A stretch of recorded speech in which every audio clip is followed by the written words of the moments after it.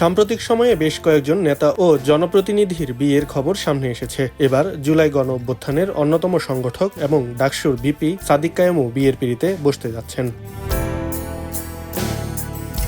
আগামী ১৩ মে বিবাহ বন্ধনে আবদ্ধ হবেন বাংলাদেশ ইসলামী ছাত্র শিবিরের কেন্দ্রীয় আন্তর্জাতিক সম্পাদক সাদিক কায়েম। বৃহস্পতিবার সাদিক কায়েমের ঘনিষ্ঠ একাধিক সূত্র এ তথ্য জানিয়েছেন।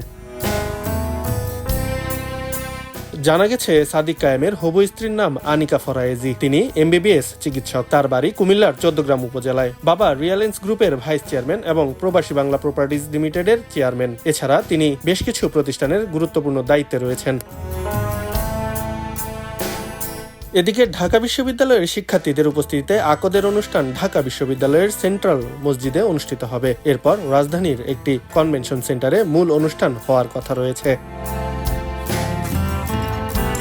ডাকসুর ভিপির বিয়ের খবর সামাজিক যোগাযোগ মাধ্যমে শেয়ার করেছেন ডাকসুর নেতা এবং ঢাকা বিশ্ববিদ্যালয়ের শিক্ষার্থীরা। বিশেষ করে ডাকসু নেতা মাজহারুল ইসলামের তৈরি করা একটি বিয়ের কার্ডের ছবি ফেসবুকে ছড়িয়ে পড়ার পর বিষয়টি নিয়ে আরও আলোচনা শুরু হয়।